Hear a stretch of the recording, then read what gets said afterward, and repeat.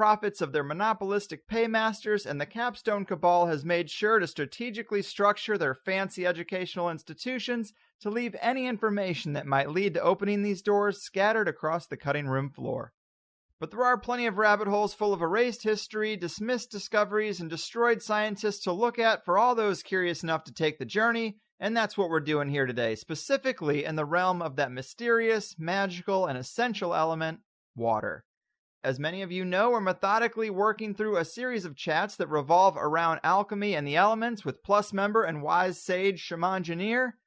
So far, we've knocked out 2 previous shows. First, we started with the air episode where we talked about ether theory, that wild little substance called Ormus, and the mysterious airships of the Sonora Aero Club. And then we followed that up with the Earth episode where we talked about the advanced permaculture practices of Native Americans, engineered abundance, enriching the soil through strange means, and the power of the biochar process. And today we're tackling the realm of water alchemy, talking about some of its under-the-radar qualities and exploring the work of brilliant minds that they don't want you to know about. Back in the saddle for another wild ride, my friend and yours, the Shamangineer. Welcome back, man. As always, an excellent introduction. Thanks, man. And I am really psyched for this one. You sent me so many weird bits of information and research, and it's all pretty internally consistent. It really does seem like a lot of secrets are being kept about a substance that covers the majority of the planet, makes up the majority of our bodies, and could be fine-tuned to produce effects that seem damn near magical. So this should be a lot of fun. How would you like to set the stage? Where do you think we should start Intro to Water Alchemy 101? Well, let's just start with what people know about water, since it's, you drink it every day, you bathe in it, it falls from the sky. So everybody's familiar with it. You can't escape it if you want to. It's essential to life. So most people know that it has a chemical composition H2O, ice floats, basically what we've talked about up to this point, and that it's used for heating and cooling. Mm-hmm. And that's about it. Most people, they're like, okay, well, that's great. That's water. Yeah, what more do I need to know? What more do I need to know? They just take this kind of, it's in a beaker, and it has a certain spectrum, and that's about it. Just standard stuff, right? It's a liquid. Right. But when you get into it, even just the fact that ice floats is a special thing. When you think about solids, liquids, gases, there's a scale of density that is, the same with most other materials. But when it comes to water, why does a solid float on the liquid? Yeah. That's not normal. Now, is that because it has air bubbles in it, perhaps? It has to do with the way that the water gets structured as it approaches that 4 degrees C anomaly point, was what they call it. So at 4 degrees Celsius is the densest water becomes. So basically, either side of that, getting colder, getting hotter, it becomes less dense. Gotcha. Now, we're going to get into that a little later, but from what Professor Pollack is saying, that's due to a different structure. Right. And it being able to be in a more dense conglomeration of the atoms. Yeah, the Gerald Pollack stuff is probably my favorite of anything you sent, because it's just so interesting to think that there could be a 4th phase of water other than liquid, solid, gas, other than the ones we think of. Yeah, well, I mean, I can't remember exactly when that goes back to, but I think maybe the 1800s or something like that. Like somebody postulated that there was a 4th phase of water.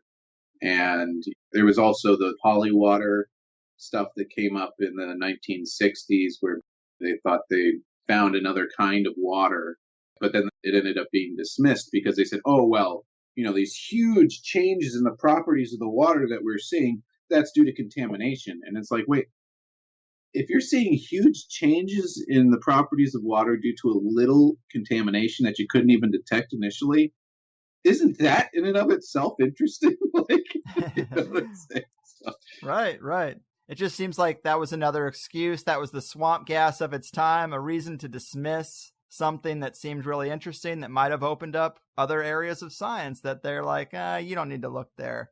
There's nothing important here. It was just some contamination. Yeah, but if you think about just homeopathy on the face of it, that speaks to homeopathy having the possibility for making changes in the way that water's properties are manifested by very small amounts of things, even if it gets to the point where there shouldn't even be a molecule in there. There's something going on there. Right. And that was one of the big things that was an eye-opener with this stuff, is because homeopathy is one of those areas that I have sort of come to dismiss as pseudoscience, as some new agey bullshit, because I've just been convinced by the mainstream. But now revisiting it, it seems like maybe there is something to it, because you shared a lot with me about DNA and water memory and how it can actually keep memory to a degree. And so maybe it's something more than just dilution, because I think a lot of people think of homeopathy and why they can dismiss it is because it's just dilution. It's just mixing it with water and then selling more. And you can see the capitalistic reasons why someone would do that. So that's partly why I've dismissed it. But I guess there's something to water that actually might enhance that or magnify it or in some way keep it working. So if you look at the basic structure of water, it's what they call a polar molecule. So that means that it has a side with a more positive charge and a more negative charge, which means that you can get these things kind of linking up, like those little monkeys in a barrel that you had as a kid. So you can have them kind of making different structures and hanging off of each other, and kind of 3D conglomerations of water molecules in the bulk of the water. And from some research that was done by Luc Montagnier, he found that just using electromagnetic signals, they were able to cause water to reconstitute DNA when given the correct enzyme to restructure the DNA. So the information was actually in the water. Right. So there's a structure that is able to be built up by, and his hypothesis is that it's due to these structures in the water acting as resonant cavities and kind of entraining these electromagnetic signals into the water structure itself. Right. And just to give people a little bit of context, you shared with me a documentary that's about this research, and in it, I guess it's Luke's predecessor, but he dilutes DNA to the point of saying that it would be one drop in the Atlantic Ocean. And then they brought back the whole DNA strand or all the information just from the little pieces that would be in that water. Not even that. It's even more cool than that. Okay. So what they do is they have this sample of somebody with cancer. Or it's HIV. It's somebody with HIV, because that's what he got his Nobel Prize for, this discovery of HIV. Right. And then basically what happens is they dilute that to a certain point. And I think he has the limit for what he found where they would still get a signal. And it's less than a lot of the homeopaths are using. So that might be part of the reason why some remedies don't work the way they're supposed to or something like that, because he basically found a limit to where the information was still encoded. But it was still that kind of dilution that you're talking about, which is massive. Mm-hmm. So basically what he did was he took that water where it shouldn't have a single molecule left. He put that on essentially a microphone going to the computer. The computer recorded a wave file. They were just using the pickup coil to pick up the electromagnetic signals that were coming out of the water, from what I understand. And then what they did was they sent that recording file, like you've got right now, recording my voice, and they sent that across the world to Italy from France. And then in Italy, they put a sample of water, just, water that hadn't had any contact at all with the previous water that was in France. And then they put that inside of a solenoid coil, essentially just a coil wrapped around the water beaker. And then they played back that file. And then what they did was they took that water that had that information encoded in it, and then they put in the enzyme that would be able to reconstitute the DNA. And then that is where the DNA came back, and they were able to confirm that it was 98% identical to the sample that was from Paris. Damn. So That's what they showed in that documentary. So that is a big deal. Being able to transmit information and reconstitute a DNA pattern on the opposite side, that's a big deal. Through water. And so what would like implications of that be, or what would be practical applications for it?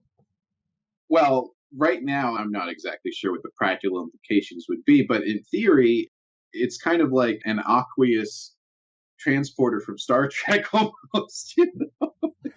It shows that information can reconstitute life in a separate area. So in theory, it's kind of like the first steps towards something like that, potentially. Huh. So I mean, just wild speculation, would that be helpful for someone who wanted to make a directed panspermia argument that something landed here and unpacked itself on a planet that's largely made of water? Well, as we start to get into some of the other research, I would say that it tends to lend to the fact that there isn't anything that's really that magical about water creating life. Right. So you kind of need the amino acids, which, they've shown that in the conditions of primordial Earth, that those building blocks of life were there. And then you need some sort of energy to get it to self-organize. Mm-hmm. And that's what we're talking about, is a self-organizational property of this. We're just talking about a coil around a beaker of water causing DNA to reconstitute. That's a big deal, Yeah. I mean, it's a big deal. And there's a lot of, obviously, the establishment has said, oh, this can't be true, blah, blah, blah. And so he's basically out of Paris now. He's in China.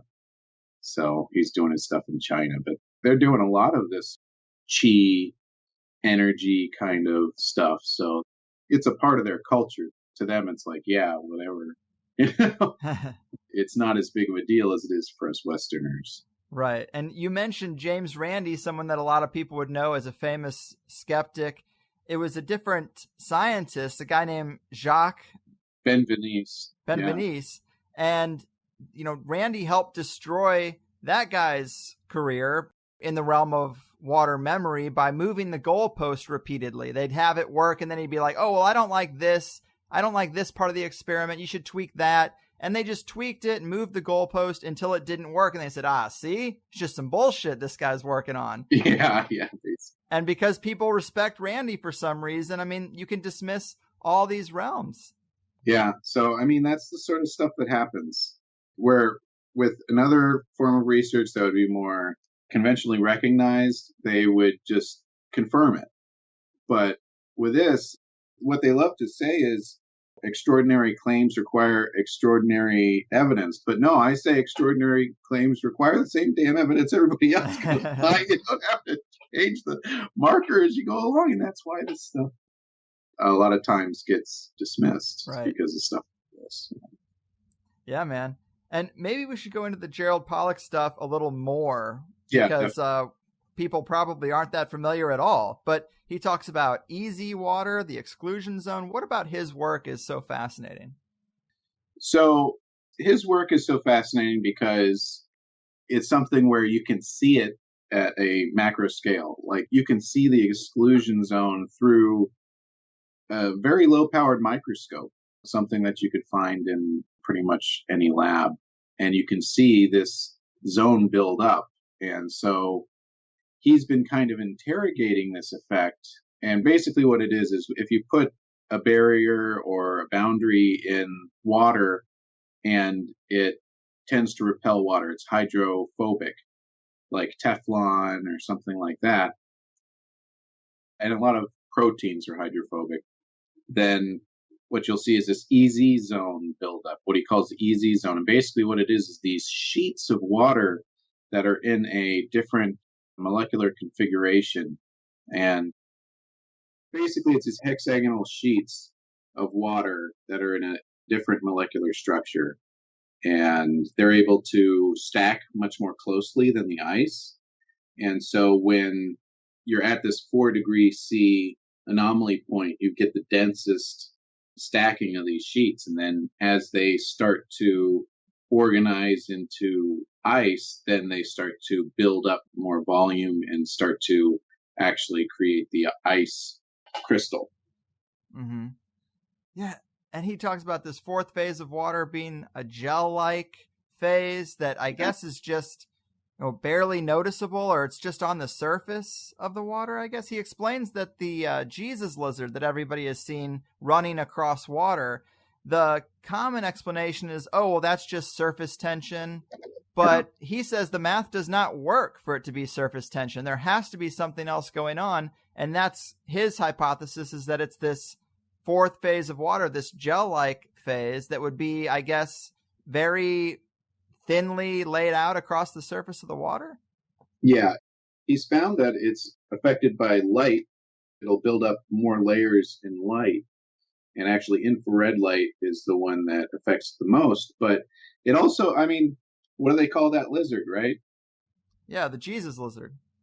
The Jesus lizard. So, it also has ramifications with respect to someone like Jesus, who is supposed to be able to walk on water. And there's other accounts of similar things happening. But what if it's due to a field effect creating a much larger, easy water sheet with a much higher strength, and somebody could actually walk on water?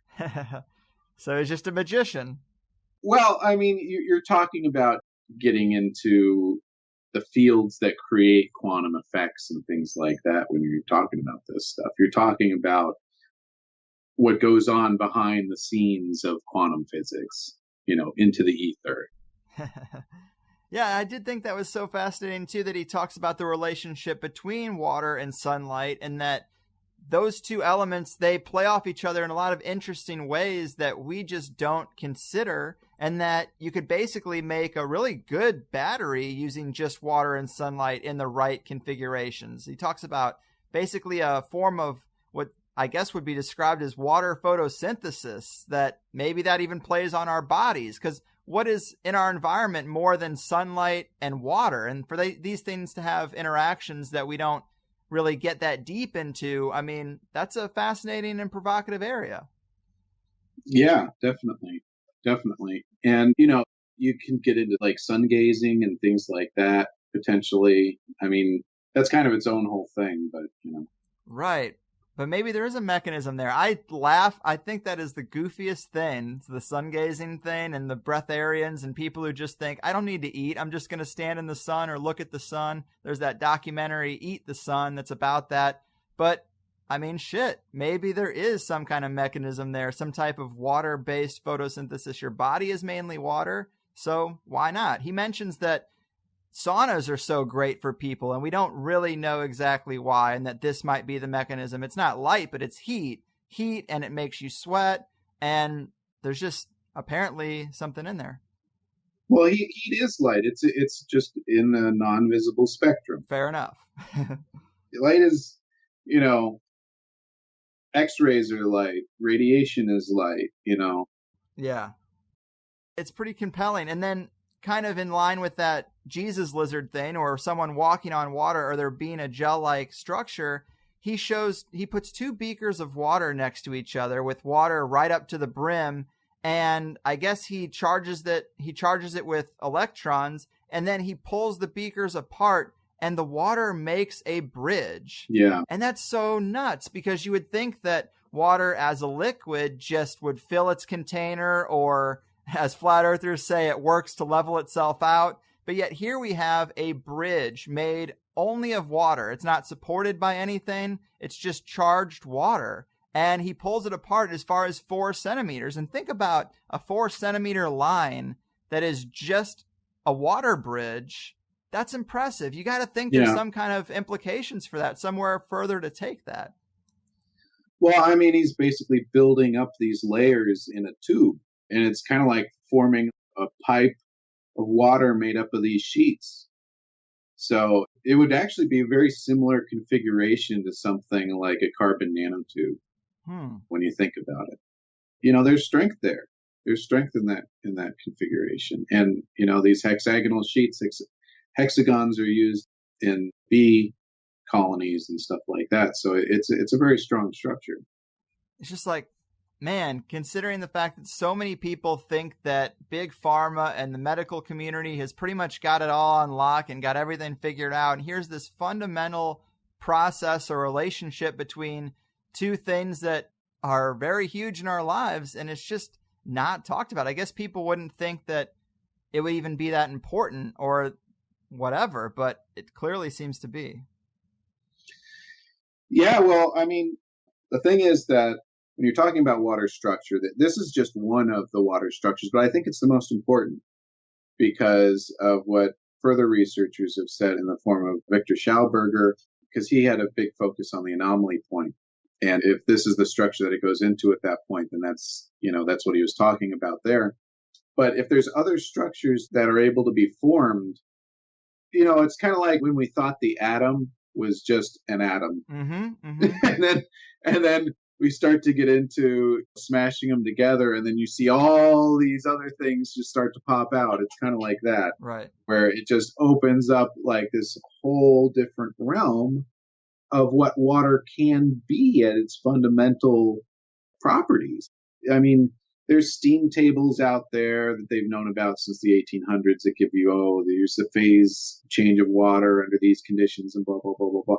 But there's stuff like that it just goes out so many different dimensions at that point when you start to talk about the different ways that water can structure during these phase changes and stuff. It's boggling. It's boggling, really. I mean, you saw that website I sent you where there's this English researcher, and he's listing all of these different structures of water that have been found in microbiology and things like that. And it's just page after page after page of different structures that water can form in, So it's really remarkable. And I think especially once we get into the cavitation stuff and how that works, I mean, that's just huge for being able to transform the world. Right. Yeah. The cavitation stuff. I mean, let's explain that to people, because basically it culminates in the idea of a universal 3D printer, right? I mean, the idea to manipulate all the elements, and if you can do that in a machine, you can 3D print anything. You don't have to just use that resin material that the machines today use. Well, yeah, potentially. I mean, obviously this is just a concept, but there's a guy, Mark LeClaire at Nanospire Incorporated. He's been working on cavitation for years at this point. And what he's found is that during normal boiling, you get a bubble, right? And that's full of steam, and it just, expands and contracts. And once it releases the steam to the air, or it collapses as it gives off heat to the water. But what he started to get into was looking at a pump where you get cavitation bubbles in there. And it's not really steam at that point. It's a more rarefied vapor than you find in a steam bubble from boiling. And what happens is, as this bubble collapses in on itself, there's this spike of the water that starts to form as it goes in. And basically it's like a donut, where the spike is going through the hole of the donut, and it turns into this twisting spire. That's what he calls the nanospire. And it has the shape of a double helix, like DNA. And as the spire is coming down, I mean, it is extremely, extremely rigid. I think he said it was like 12 times more rigid than tungsten or something along those lines. And then it has this charge to it where the crystal, as it's forming, it's developing these charges. And if you have something that basically attracts this positive head of the collapsing bubble, then it'll shoot off. And he was able to get it up to about half the speed of light. Right. Basically made a UFO. A mini UFO. And we can get more into that. But basically what he was calling them was mini supernova explosions, as this spire of crystalline water that's harder than diamond, is just drilling into whatever this bubble's collapsing into, what he calls a substrate, You have to have this bubble within 3 bubble diameters of the wall. And then at that point, it'll just, as it's collapsing, it'll get attracted to it and it'll just start to drill into it. But if you have something where there's a charge that'll attract that positive head, then it'll start to shoot off. And that's where he gets these effects. And so that's what he does in his reaction chambers. Damn. He has a charged plate where all of these little spires are shooting off towards it and digging trenches into it. And in the trenches, you find all these transmuted elements.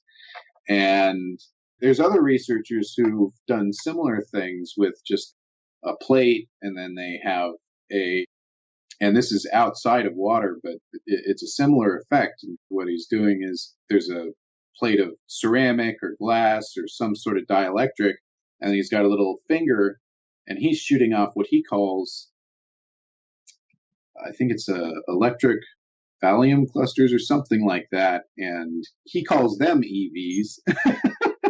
But what they are, they're charges. Now, this isn't in water. This is just a charge of electrons, but they're all clustered together, and they will do a similar tunneling, and they'll give similar effects where you see all of these elements strung out across the entire periodic table in these impacts. And so it's not just a property of water, it's a property of space and matter, and being able to get these high energy impulses that go down into it, and you're able to start to transmute the elements at a point. So whether it's these little charged clusters of electrons that are shot out of a metal tip, or if they're just due to cavitation, there's 2 mechanisms right there where you could potentially build some sort of 3D printer that, the substrate is just built up into the material you want as you go along. Yeah. And you can control it by controlling the velocity of the impact of this spire, or in the case of the electrons, it would be the energy potential of that as it strikes, in either case. And then you're just programming what kind of material you want to build up there. So you could build up, mixtures of metals that are all kind of interwoven together, and you can have 3D channels that never have to be cut out. They're all just embedded in it, or porosity you can make. And, just like anything you can do with a 3D printer, but out of different materials. Right. And on a nano scale. Man, like obviously the metals have that has huge implications. I mean, you could get into organite and perfecting that and all kinds of weird stuff there, but you could basically ultimately 3D print a full aquarium filled with water, right? I mean, you could make the outside structure, you could make the gravel at the bottom, and then you could have it fill with water as it goes. Potentially. I mean, but obviously this is just a concept, but yeah, you could do stuff like that. I love it, man. And in terms of the potential for an engine from Leclerc's work, I mean, is there a way to harness that energy into a pilotable engine, as far as you can tell, a pilotable craft? Well, so that's where we get into Moray B. King and his talk about hydrogen plasmas and using brown gas generators in internal combustion engines as a bridge technology into a free energy economy. So what he proposes is, being able to use these brown gas generators to create a hydrogen that once it gets introduced to the engine, you're able to turn into a plasma. And then that is actually what is driving the engine. And, this has been out for years, but he talks about how all of this happens. There's a self-organization of the plasma due to these effects where plasmas are able to self-organize. And that goes back to a Nobel Prize from the 70s. Perringone, I think, was the one who discovered that. And it makes it so that, it's something where it's modifiable onto what we already have. So you don't have to go out and buy a $200,000 new machine. You can modify what you have. But the big barrier to this is just getting people to realize that it's possible and getting it so that it can't be shut down by these people who want to keep these things out of the public eye. Right. There needs to be some threshold where the knowledge that this is possible reaches out to enough people, and it becomes something where, like, we know it's there. We know it's available. Let us have it. Stop blocking it, Uh-huh. because they've had this stuff for years. I mean, all Viktor Schaubergers were kind of like Tesla. It all just got gobbled up, and it's somewhere, and somebody's probably doing something with it, but we don't have access to it. It all gets gobbled up, and we need to demand access to this information again and keep building it up on our own as well, as long as we can. Right. And we need to get more into Viktor Schauberger's work. He seems kind of like the Wilhelm Reich of water. Yeah. Probably the most fascinating scientist in this water realm. Walk us through a little bit about his background and kind of the progression of his discoveries. So Viktor Schauberger was born in 1885 in Austria, and he did not want to go to university because his brothers went to university and he saw the effect that it had on their thinking. And so he decided that he wanted to go into a career in forestry. And by doing that, he became caretaker for a lot of unspoiled alpine forest. And while he was doing that, he observed quite a few interesting things in these forests that, were kind of a holdover of a medieval forest that was still around at the end of the 19th century, whereas a lot of European forests had been, for generations, been overworked by the Europeans. But these were basically royal lands that had been set aside and not used. So I'd like to read a little section of Alec Bartholomew's Hidden Nature. Perfect. Startling Insights of Viktor Schauberger, where he talks about some of the things that he observed when he was in the forests. So this section is called The Water Wizard. Water was always Viktor's fascination. One day, accompanied by his foresters, he came to a remote upland plateau where there was a legendary spring that emerged from a dilapidated dome-like structure. Schauberger ordered it to be pulled down for safety reasons. One of the older foresters warned him that if the structure were removed, the spring would dry up. Taking note of the old forester's advice and as a verifying experiment, Schauberger requested the structure be carefully dismantled, with each stone and its place marked. When Viktor passed again, and 2 weeks later, he noticed the spring had indeed dried up due to exposure to the sun's rays. Immediately, he ordered the structure to be carefully rebuilt, and a few days later, the spring began to flow again. This taught him that water liked to flow in cool darkness. Viktor's abiding interest was to discover how to generate energy using nature's own methods. He worked out how a trout is able to screw its way up a waterfall by hitching a ride on strong levitative currents. Using this principle, the first generator he developed was called the trout turbine. To perfect this, he needed a more precise information on how a trout is able to stand motionless in a fast-moving current, and indeed how it would suddenly accelerate upstream. The trout is holding its station in midstream where the water is coldest, densest, and has the most potential energy. Viktor studied the gills of the fish and found what he thought were wave guides, which would direct the water into a powerful backwards vortex current. Its shiny scales minimize friction in the water, and they also create scores more little vortices that amplify the upstream countercurrent, particularly towards the tail, which cancel out the pressure on the fish's snout. The zone of negative thrust is created along the whole trout's body so it stays in the same place. These countercurrents can be increased by flicks of oxygen-deficient water expelled from the body. This, combining with free oxygen in the water, causes the water body to expand with the effect of the fish that's similar to squeezing a bar of wet soap in your hands. Another experience that Viktor often quoted as significant for his growth and understanding occurred when he had shot a chamois buck on a frosty night under a stream where he stood. Some green logs were bobbing up on the surface and sinking to the bottom, as though they were dancing. And not only that, there was a large stone that seemed to have no uneven or ragged edges on it, and it began to float in this way. Schauberger developed his ideas different forms of motion and shapes from these observations. Having seen how water could carry its greatest load on a cold, clear night, he made practical use of this observation. During the winter of 1918, the town of Linz was suffering a severe shortage of fuel as a result of the war when draft animals had been commandeered. There was a small stream that ran through narrow gorges, which was considered unsuitable for transporting logs, but he wanted to try out his ideas using the stream. His offer to help being accepted by the authorities, he described how he proceeded. I observed that the increased water level after the thaw takes place in the early hours of the morning when it is coldest. particularly at the full moon, although the volume of the water is apparently less due to its compression on cooling. It had more energy that enabled it to carry more sediment, gouging out deposits of sand, and concluded that in these conditions it would be able to carry a greater weight of logs.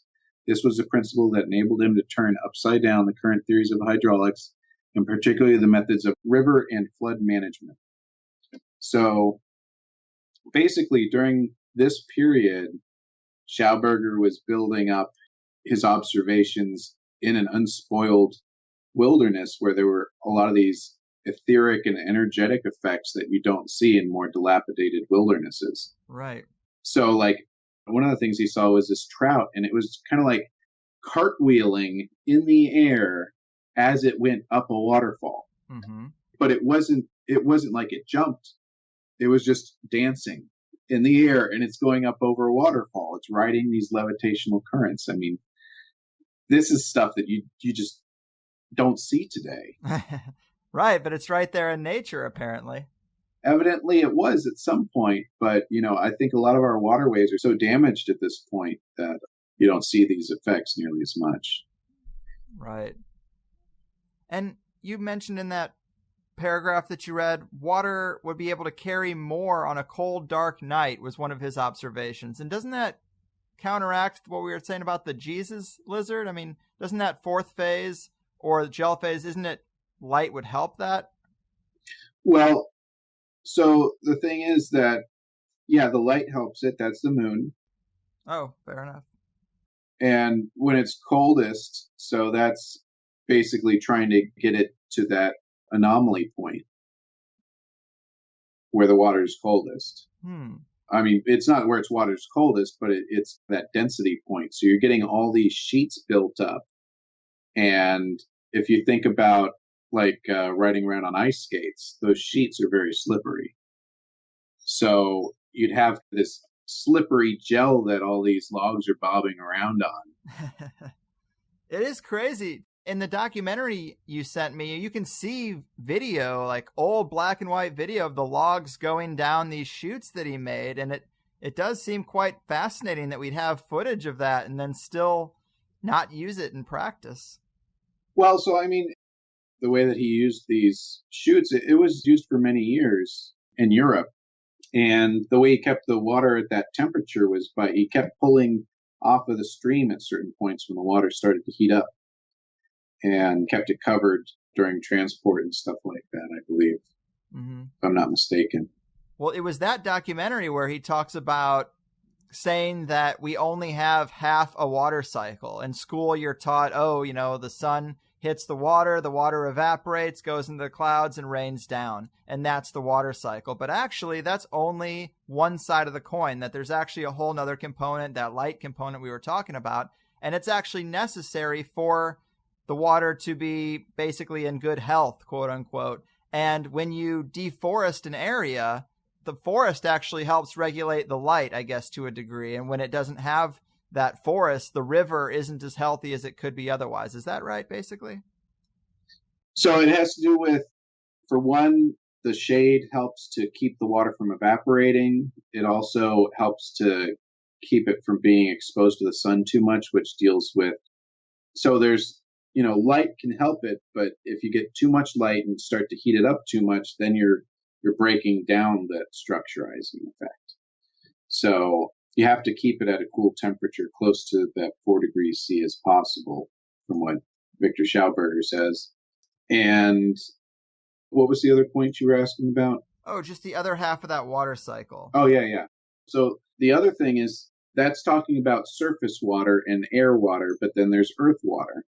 There's the water that soaks into the earth from the streams. There's water that soaks into the earth and then gets pulled up by the trees.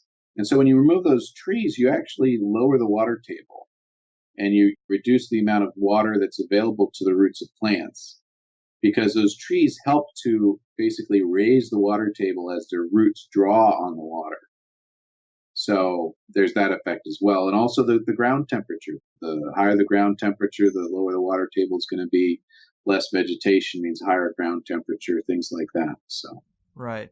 And that's so interesting. So I guess to give people a little bit of a visualization, or to make this easier, we think of the water cycle as, this loop where the water goes from its puddle up into the sky. And maybe we should think of it more as a figure 8, where it goes up into the sky, but then it comes down to its puddle and then goes down into the earth and has a filtration process or some type of process, and then would come back up to the surface and go back. Maybe we should think of it more as a figure 8 rather than one cycle that ends at the water puddle, if you're going to talk about a lake or a stream or a river or whatever.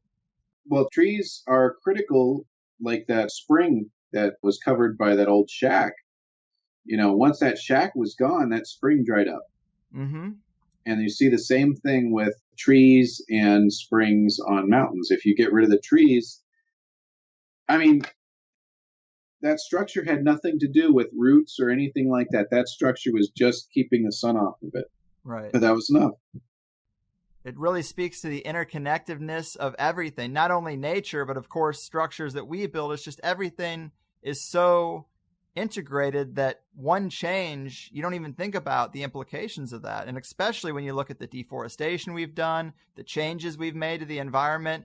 We've trashed it, and it's more than just what you can see, because we don't even understand these mechanisms that are basically in ruin at this point. Yeah, and I think, if we're going to have any chance of being able to make it past the next 100 years or so, we're going to have to come to terms with trying, because we haven't tried to take care of the planet for the last few hundred years, really. We've just basically been looking at it as a big sink where we can dump wherever we want and, and be like, well, Mother Nature will take one for the team. You know what I mean? But we really need to start getting back to looking at ourselves as stewards of the land.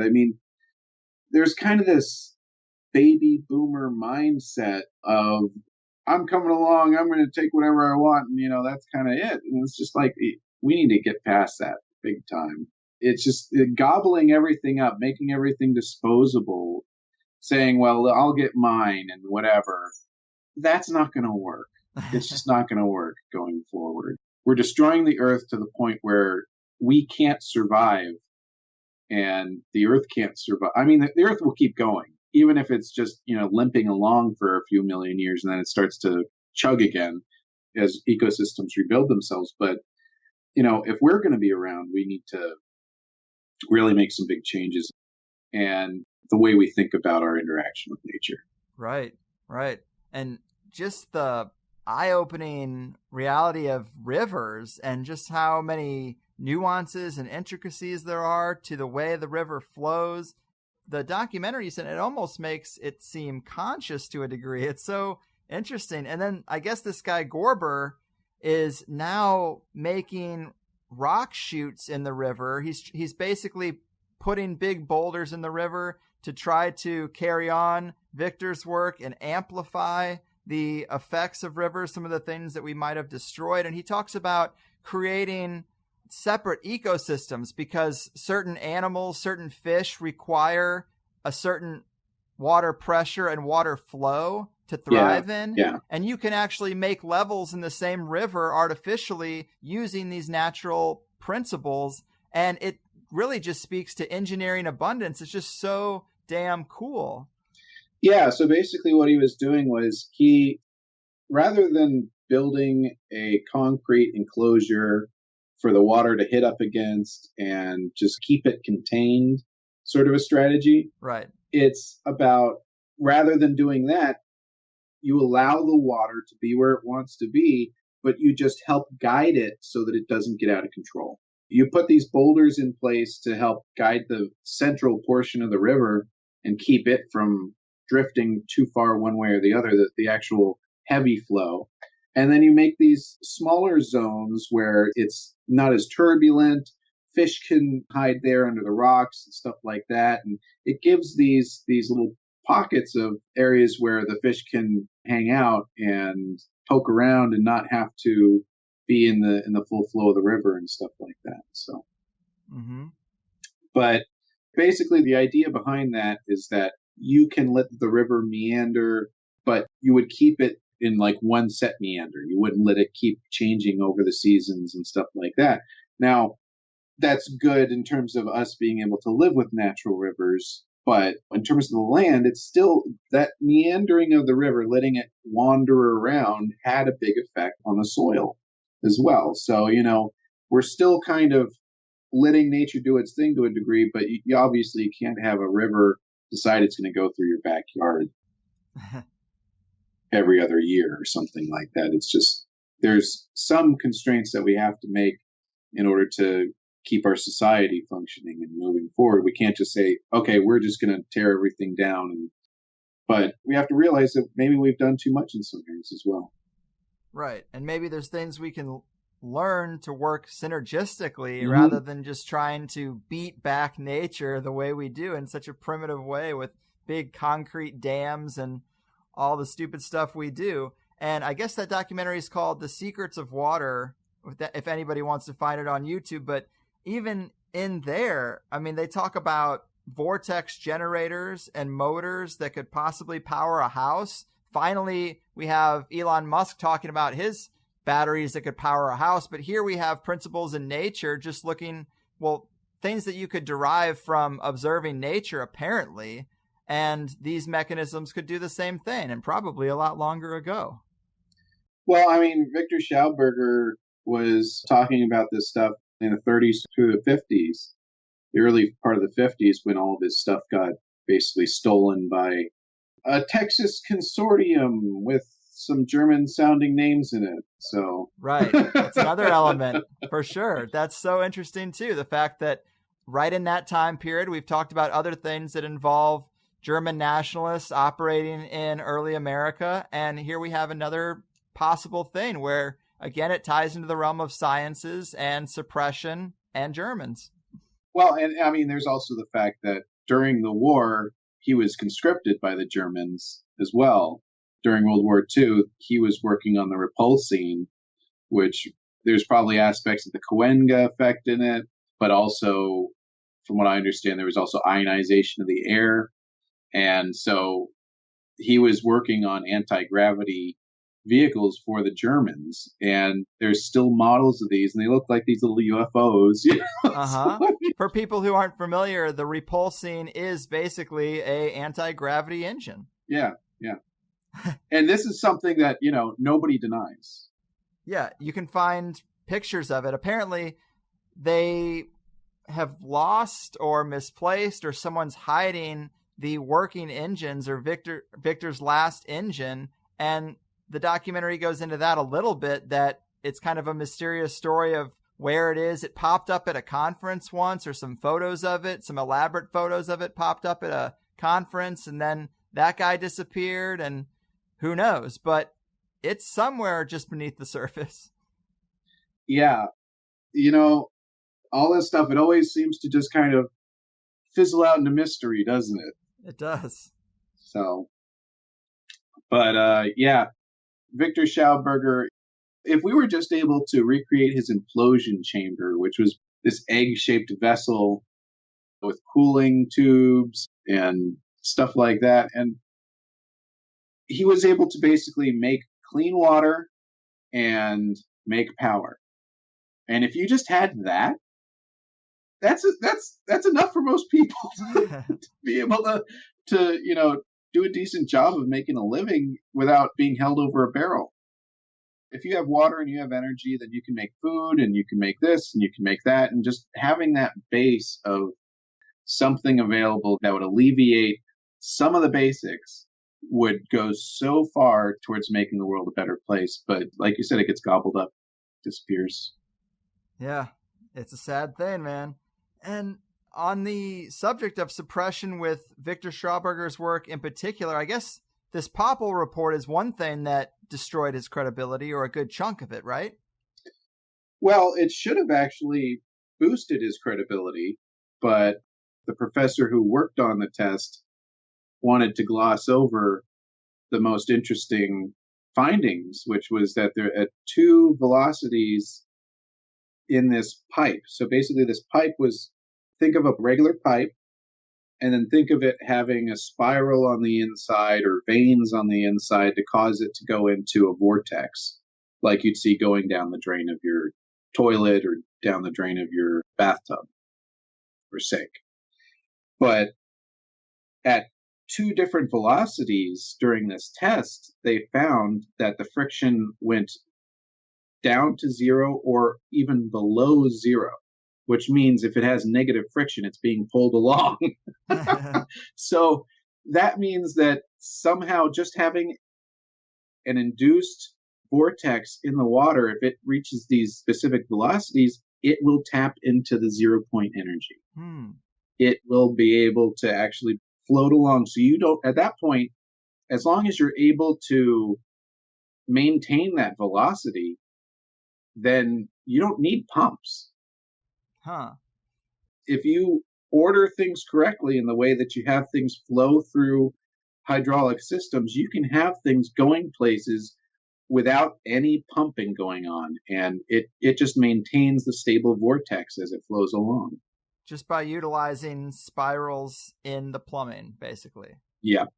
I mean, there's just so much we don't know. And, you know, when I recorded that episode with Dr. Judy Wood about 9/11 and the idea of secret technology used, towards the end of that, it got a little weird where she started talking about tornadoes and basically vortexes and 0 point energy and almost cavitation, because there is a cavity in the middle of a vortex or of a tornado, and just how that could be used technologically. And maybe that's connected to some degree, but it seems like in that same realm of spiraling technologies that are shown to us in nature that we just don't harness properly for our own energy needs.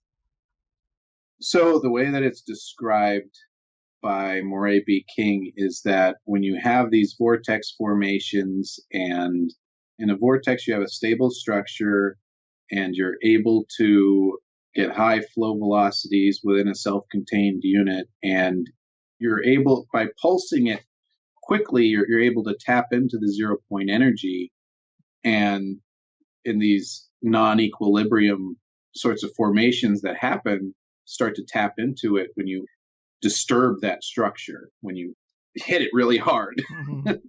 Then you create these fluctuations in the background of space, the ether, and by being able to tap into that, by separating the charges somehow, you can get this energy out, and you can put it towards all sorts of uses: heating, cooling, levitation, gravitation, all these different things that are results of the etheric vortex structure that underlies the atom itself. The atom are not billiard balls, little kind of moving around. It's more like flows of ether that are comprising matter. Right.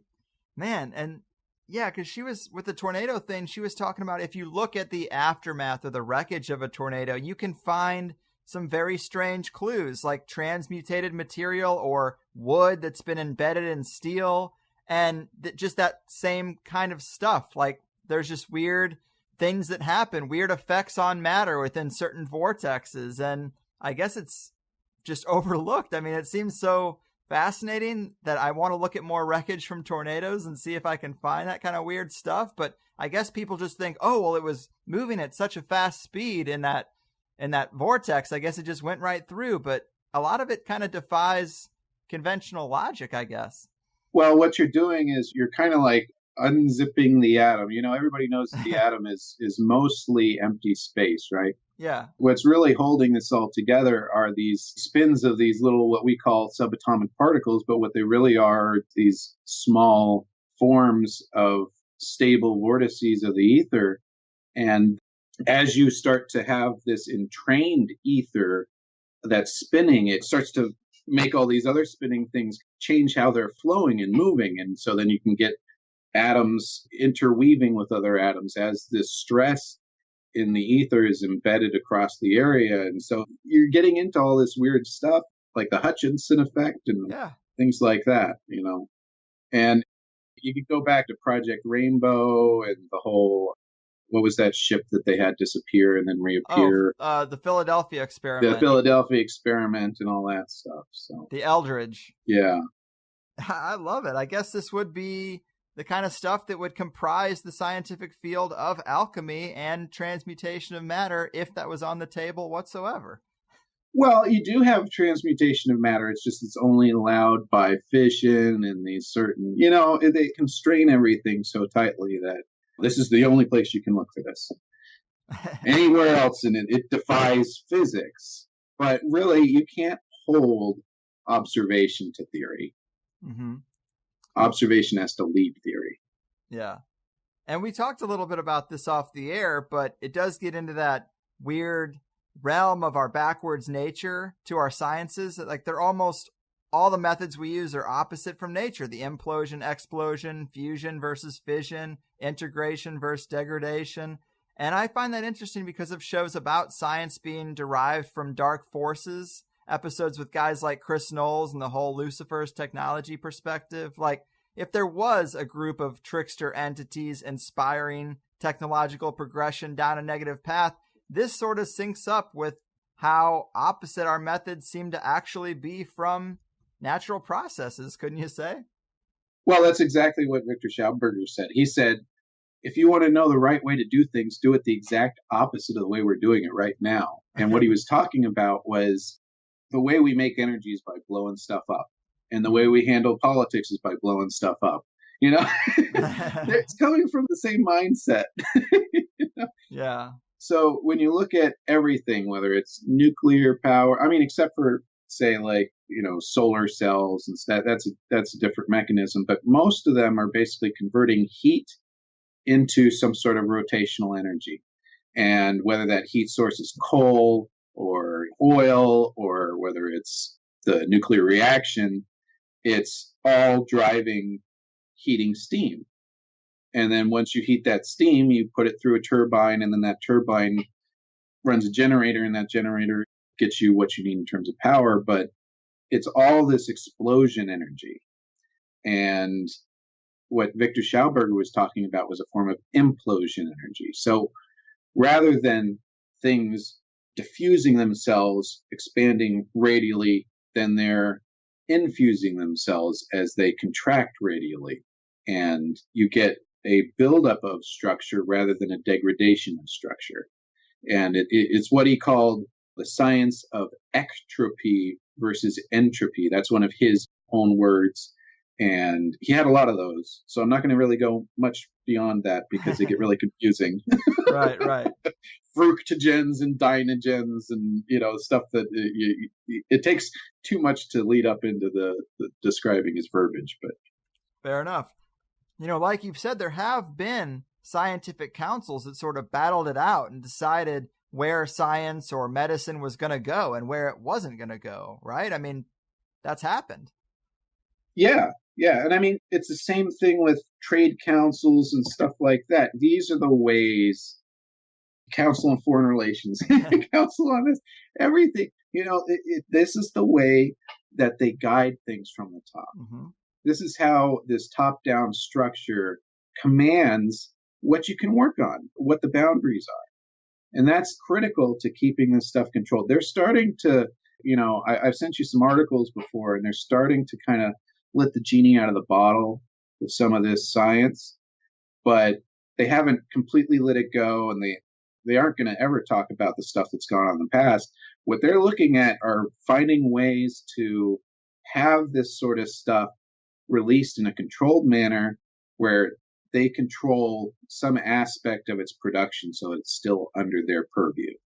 Right, of course. So by framing it very narrowly in terms of this is an acceptable scientific understanding, you can say, well, this free energy device works because we can control this aspect of the manufacturing process or this or that, but this other one doesn't.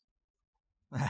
Even though they're working on the same principle. So that's that's a lot of how this keeps people from really thinking about it. It's just you frame it in such a way that that violates the second law of thermodynamics, even though there are Nobel Prizes and stuff like that talk about things that violate the second law of thermodynamics. Exactly. You just make the box, the parameters, and then you just say, well, nothing can exist outside of here, so why even discuss it? Yeah. And that happens a lot in engineering. I'm sure. Specifically, because they don't want them to think about, the ramifications of 0-point energy in physics. It's something that is known in physics, but if you keep the physicists from talking to the engineers too long, then the physicists won't come up with a way to actually tap into this stuff, and the engineers won't realize, I need to think about how to tap into this. Yeah. Because there's the people who come up with the science of it, and then there's the people who create the devices that use it. Yes. And just keep them separated, like Offspring said. Yeah. So to get back to Viktor a little bit, you mentioned that Texas group that ended up with all his work, and how that speaks to what we've talked about before, these pockets of post-war German networks, like the Sonora Aero Club would be another example of pockets of German people working on secret technology outside of the realm of what's known. And I guess this is just another thing that points to it, right? Well, it speaks to the fact that immediately after the war, you're talking within 10 years of the war, there's this consortium, and, whether it's paperclip Nazis or whether it's just some consortium that's been working behind the scenes, or it's post-war German nationalists who are working with their partners in the U.S. to try and keep this stuff contained. We don't know, but it speaks to the fact that there were elements of the Nazi Party and things like that that were operating within the United States during and after the war. And whatever this party really was, I think that they really were Nazi related. For one thing, because he was conscripted by the Nazis. Now, Viktor Schauberger, he was probably the only scientist I've ever heard of who actually demanded good living conditions for his workers. So, he refused to work for the Nazis unless they treated his workers well. But that's the only one I've heard of where anybody made that request and actually had it granted by the Nazis. Wow. So, damn. Most people, they would have just said, screw you. We're doing what we want. You just drive them as hard as you can and hope we don't keep a gun too close to your head, Exactly. Man, so I guess to switch gears a little bit, we also were going to talk about Alec Bartholomew's book and some of his stuff about the ionosphere in particular, right? Yeah, well, so he's working off of Schauberger's material, and what Schauberger and, NASA confirms the stratification of layers between the Earth and the ionosphere. There's all these different temperatures that are stratified through the ionosphere, and, it gets up to hundreds of degrees, and then it'll go down to below freezing. And then in other places, there are these stratified layers where they're exactly at 4 degrees Celsius, which is this anomaly point of water. If you think about it, that's kind of like a big capacitor. You've got this shell and these different layers that have different properties in terms of, letting ions and things through them. So you're talking about this huge store of energy. And that's also, Tesla was tapping into that with his Wardenclyffe Tower and stuff like that. And also there's this theory of Schauberger's where he talks about cosmic fertilization. And he basically talks about how the sun in its light, it is fertilizing the earth. And there's this diagram where he shows the sun's rays coming into the earth, and then in the inside of the earth, in the very center, there's this re-radiation that's going on. And I think that speaks to some of his understanding of how something like an internal sun inside of a hollow earth might develop. Right. Boom. There it is. Yeah. All this stuff, it all kind of ties together. And we'll get into that a bit more when we get into the Etta Dorfa book and stuff. Right. So. And what else would you like to talk about before we do get into the Etta Dorfa stuff? Are there other things we've left on the table? Well, a lot of Schauberger's designs, they used golden mean and golden ratio sacred geometry in them. So that was very important to him. Right. Again, nature. Yeah. You see that all throughout nature. So there's one thing that I would like to discuss, and that's just kind of for people to have an idea of what his recommendations were with regard to water, since it's something that's so ubiquitous and we all need it, and treating it properly will help to keep you healthy. So here's some of the key points that Schauberger points out. So water's enemy is excess heat and light. Water contains oxygen, a substance that's essential for the processes of growth and decay. Below a temperature of 9 degrees Celsius, oxygen is used for growth. Above that, to promote decomposition. So water should really be maintained below 48 degrees Fahrenheit, about. As the temperature rises above 50 degrees Fahrenheit, the oxygen becomes increasingly more aggressive, promoting pathogenic bacteria, which can give us disease when we drink the water containing them. Tanker cistern that is above ground needs to be well insulated and painted white to reflect the sun's heat. If it is mostly below ground, the walls will not require insulation, but the top must reflect heat. Victor advised against using rectangular storage containers for water as they degraded the water and did not allow for its natural movement, although it might be difficult to source. The only container that allows for this movement is the egg shape. The material of containment is very important because water needs to keep cool and breathe, and the best materials are natural stone, wood, and terracotta. So that's just kind of some of his overall recommendations for water.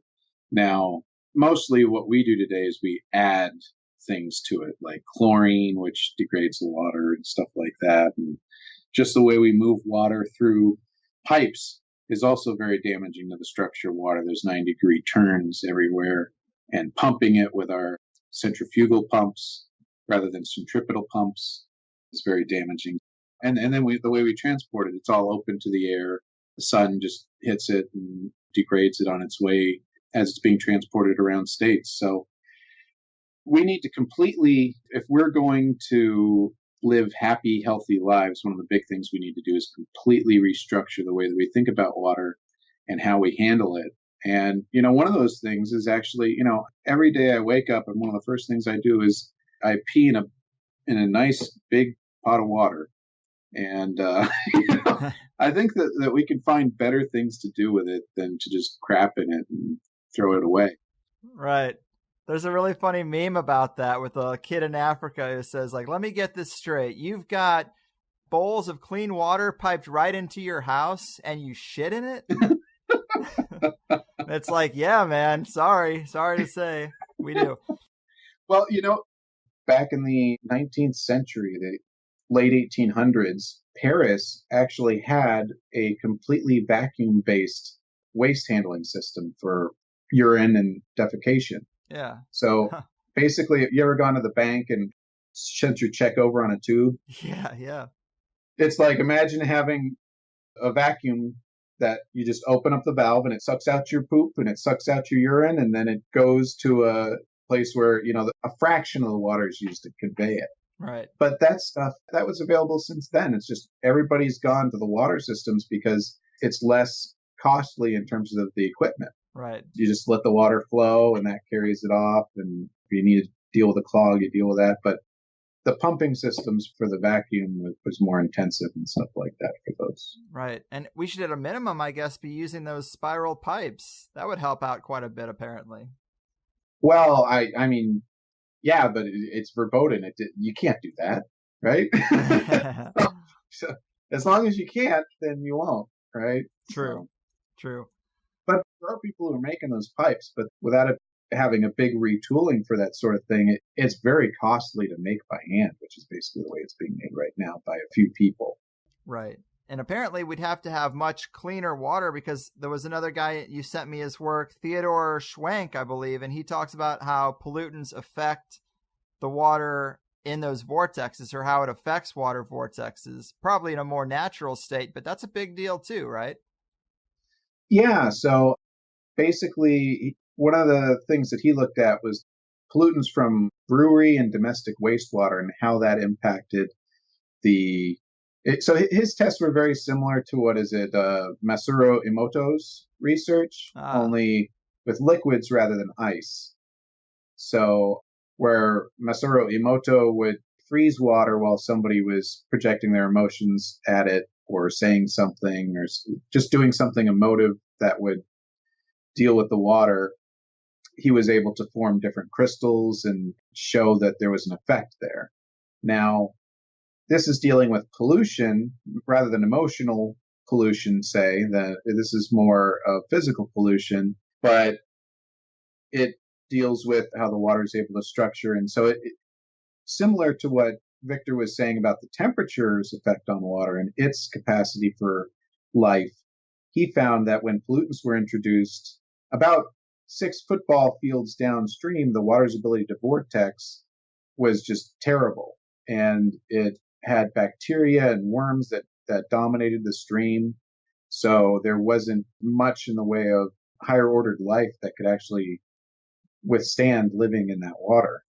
Yeah. So about a mile downstream, he found that the water was beginning to have lateral structure forming. What he'd do is he'd drop a little drop of this water, and then he'd have a picture taken at a certain point. And he kept doing those tests over and over again to see what happened when the water fell into a pool of water and how the vortex structures form, because that deals with the structure of the water. And so by about a mile, he started to get some lateral structures, some side structures on the drop as it dripped into the water. And that's where larvae of insects started to develop. And a large part of the substances that were introduced had been degraded.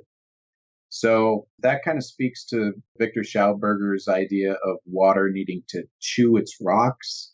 Like, he talks about water like it's living. He said that it needed to chew its rocks. So there was like a degradation step that needs to happen in the development of water, where it's transforming these materials into a less ordered state so that it can build it back up again. Mm-hmm. And so that's part of what's going on during this introduction of the pollutant. So the pollutant is being degraded and broken down.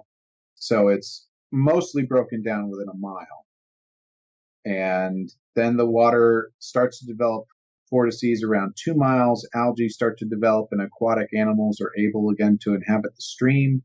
And then by 5 miles, it's basically back to where it was in terms of the ecosystem being restored and not really seeing the effect of those pollutants.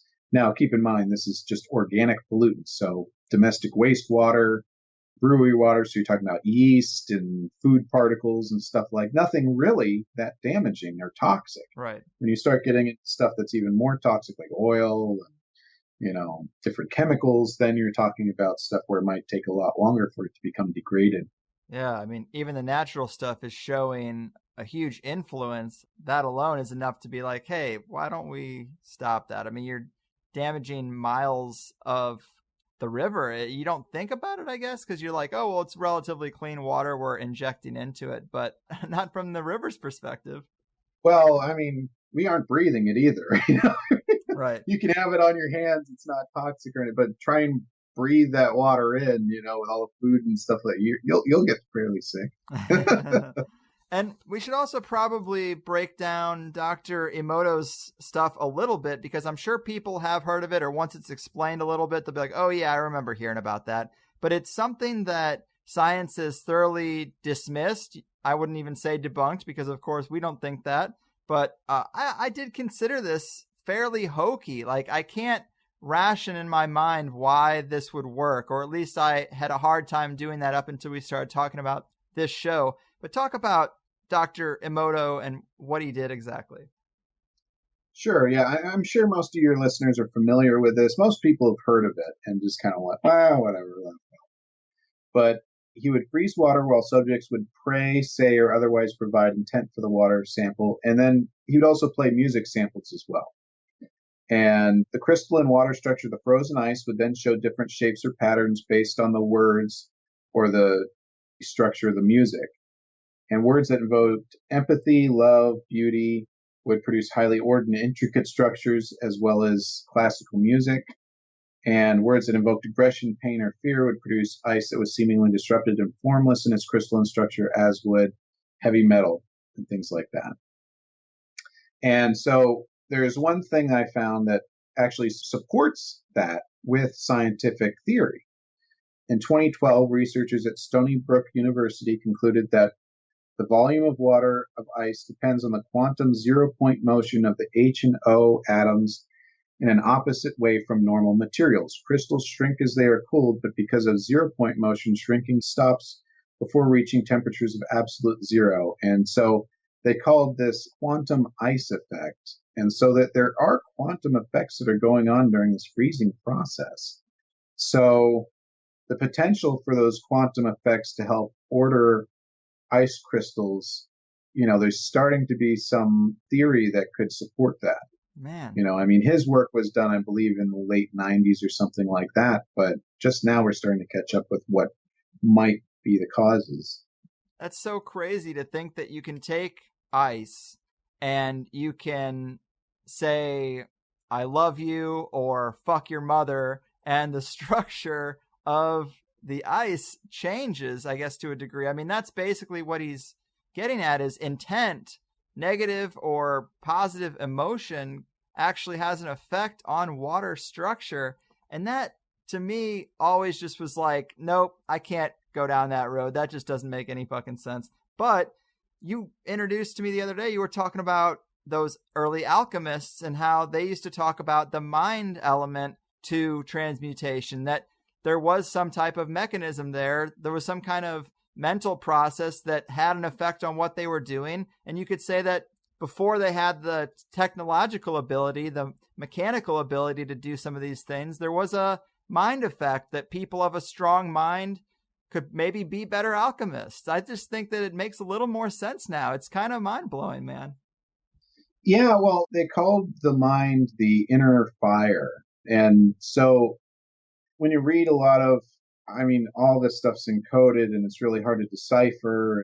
But that was one of the things that stuck out to me, was they keep talking about this inner fire. And to me, that speaks to, this quality of the mind where you can be a projected consciousness outside of yourself and go different places, like remote viewing and things like that. And they've actually done experiments where they've had photomultiplier tubes at the target of something that was being remote viewed, and they found that they could detect light.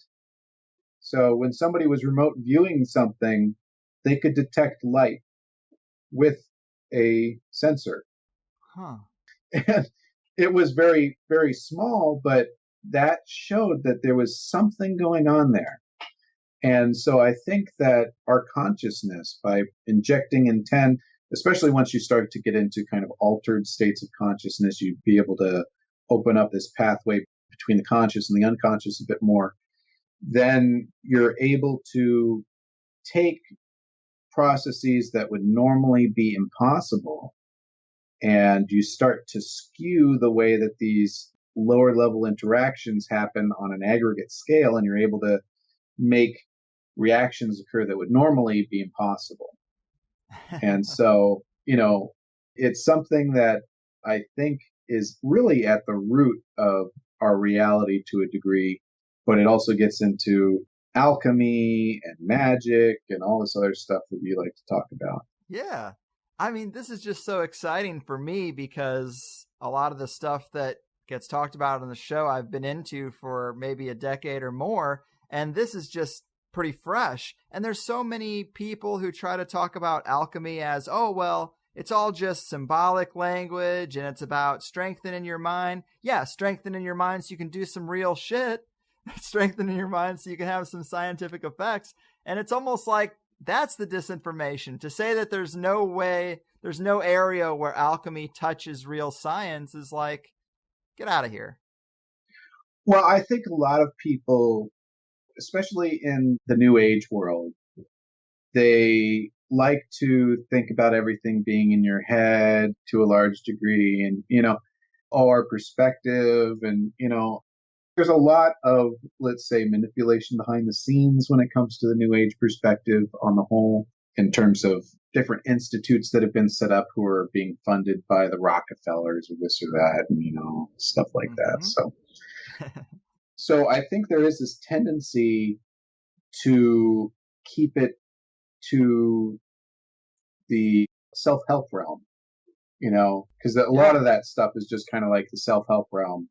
And, if I just envision that my life will be better, it will be better, and kind of keeping it in this fantasy mentality. Right. Keep it in areas where the results cause people to actually dismiss the phenomenon itself and the entire body of work. Yeah.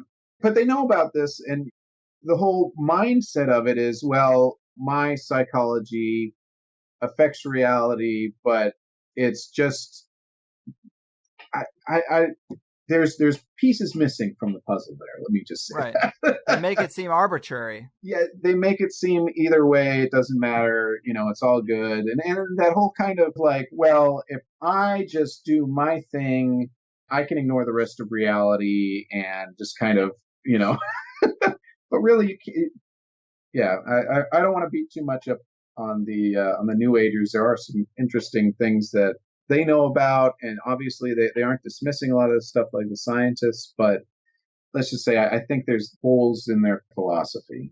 Right. Maybe their interpretation's a little off because they don't have the scientific background or the know-how to really put the pieces together, but they don't have a bad intention.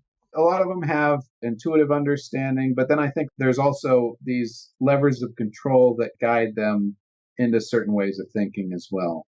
Yeah, absolutely. And so I wanted to ask you, before we get into the weird stuff and dive into the deep end of the pool, just to put a kind of a capstone on this, what'll probably be up to this point, just what turns out to be the free show, just to make it all come full circle. But have you taken any of this research and done any experiments yourself, either by building a Viktor S-style device or by giving yourself vortexed water to see how you feel, anything like that?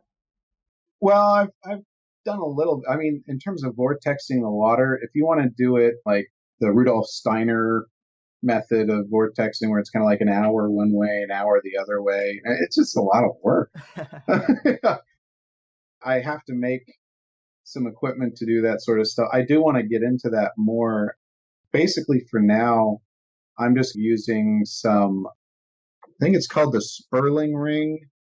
There was this guy, he developed these copper rings, which are supposed to entrain the ether, and they're in a double helix pattern that wraps around on each other at fractions of a qubit and things like that. So I basically use that, and I have a Berkey system, and then I put it into a copper egg-shaped vessel, but not really much beyond that. I want to make some organite water holders that are egg-shaped to help structurize it, and then I also want to add some motion to that, some sort of motion structurizer or flow structurizer or something. Huh. So this is like medicinal water in effect, right? Yeah, well, to really get it up to that level, you need to start looking into adding minerals and things like that, which is what, basically when Schauberger had his system, he had it where you added like a little packet of minerals and then it would flow all around. It had carbonic acid and stuff added to it to help break down the minerals and stuff. So he went way above what I'm thinking of doing anytime soon. But, that would be wonderful. But, all this stuff takes a lot of work. Yeah. It takes a lot of work. I mean, it's not hard. It's very simple stuff, but none of this stuff is sitting on the shelves. I mean, just even finding a vessel that's egg-shaped of a decent size is hard enough, Yeah. It's just so sad because obviously we know the water that's pumped into our houses is polluted, in some areas worse than others, of course. But then even the water we get generally is in these plastic bottles, and there's been more than enough research to suggest there's trace amounts of plastic in those water bottles is seeping into the water. So like the building block of life, the only sources we have are all just dead and polluted. Yeah. Well, and then there's fluoride. Oh, of course. Yeah. Add it to the pile. Yeah, that's a whole nother get into there. But yeah. So if there's any hope for people living happy, healthy lives, is something that's going to have to come under scrutiny. Mm-hmm.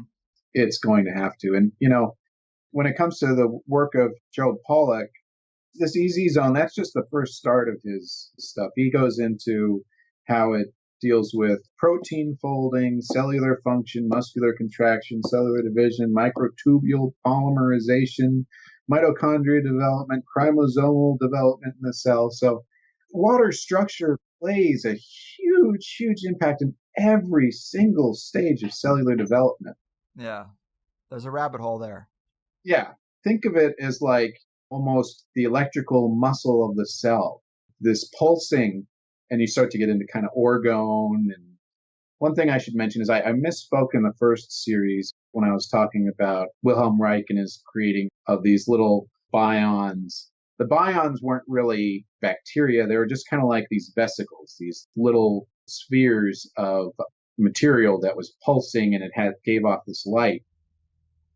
And that also seems to be supported by Pollock as well, because he talks about the first stages of a cell being made up of these different particles that are being held together by charge, and then they start to clump together, which is exactly what Wilhelm Reich was seeing in the formation of these bions. And then you get this conglomeration of matter that's forming a shell, and it starts to glow. And what Reich said was it was pulsing with this orgone energy, and that was the beginning building blocks of a cell and life and things like that. And so if you think about that and you couple it with what we've talked about in terms of cavitation and, DNA and stuff like that, then you're also getting into some of the theories of Mark Leclerc, because he found that when he was doing his experiments that these were the perfect conditions in these cavitating bubbles to create all sorts of different materials. And he theorized that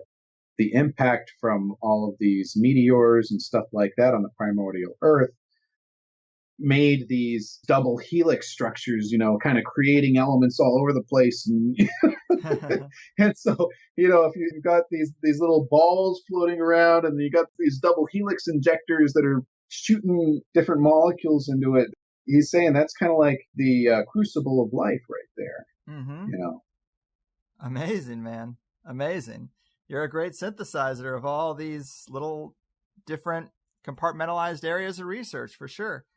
Man, we definitely have put together a hell of an episode here. It's pretty amazing that, at least in the earlier portion, the science we were talking about, the alchemical stuff, seems to be so in tune with nature and so fundamental, but it's crazy they've been able to keep it out of the mainstream for so long. And is there anything else really we should do to wrap this thing up? Well, since we haven't broached the subject at all, I would like to talk just very briefly about dowsing, because it's so related. Yeah, that's a weird art. Yeah. So dowsing, one of the most popular uses for dowsing is water witching, finding water. And what's using a rod or a pendulum or something like that, something with a rhythmic movement to it, or something that can twist in order to be able to do some sort of prediction or some sort of determination as to where water might be, or, other things as well. But we'll just focus on water for now.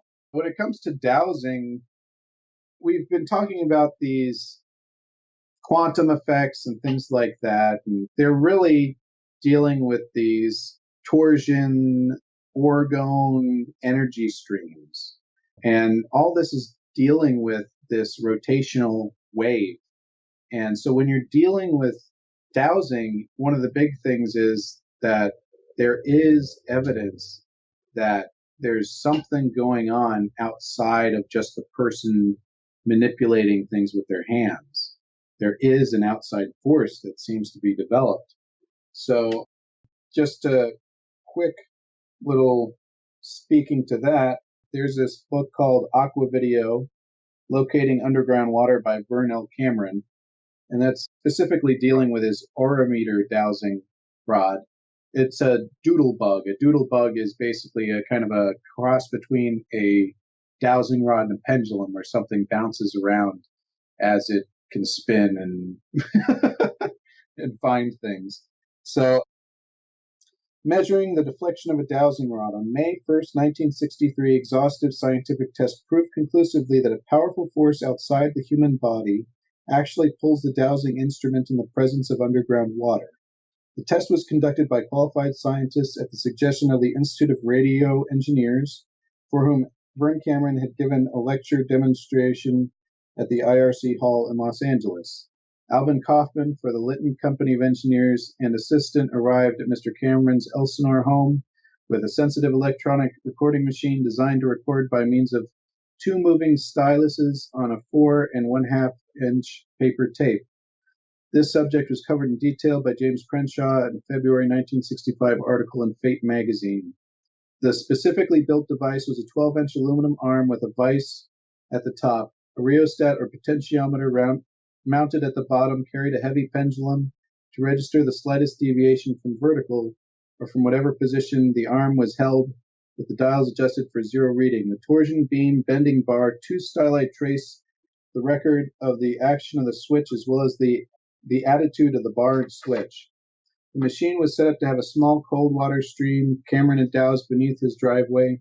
Wires ran to the water clamp carrying a forked switch Cameron cut from a nearby fruitless mulberry tree. The first switch, while good for normal hand use and dowsing, kept twisting off the arm of the twig when clamped in the vise. The opposite end of this switch was carried on Cameron's open, upturned left palm. The torque on the first switch was not great enough with only one end to support the crotch, so Cameron cut a much stronger switch about 18 inches long with a 1/4 inch diameter at the clamp. This proved to be satisfactory.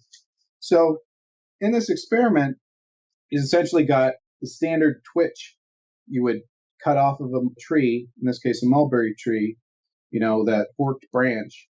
Mm-hmm. You're clamping it in one side just to an angle meter, a potentiometer that changes resistance as the angle changes. And then he's putting the other side on his open palm, and it's twisting. And they're measuring the amount of twisting. And the twisting's so strong that when they put a smaller branch in, it twisted the branch off. So what's doing that? It's not his hand's open. It's not the vise. The vise doesn't generate any twisting. It just holds it. Yeah. So the branch is moving on its own. There's this rotational energy that's going into this operation that's not being performed by the musculature of the operator. Wow. It's being done by their consciousness, I believe. Wow. So we're getting back into that consciousness aspect again. Huh. I mean, dowsing has always seemed weird to me, but I mean, it's been used for so long, it clearly works. Well, that's the thing is, there's a lot of this stuff that it gets dismissed as superstition and this and that. But when you actually do try and come at it with a scientific mind that isn't prejudiced, and you actually look at the evidence, then everything opens up. You're like, wait, there's an actual force here. What's causing that? Wait, there's more. There's more, yeah.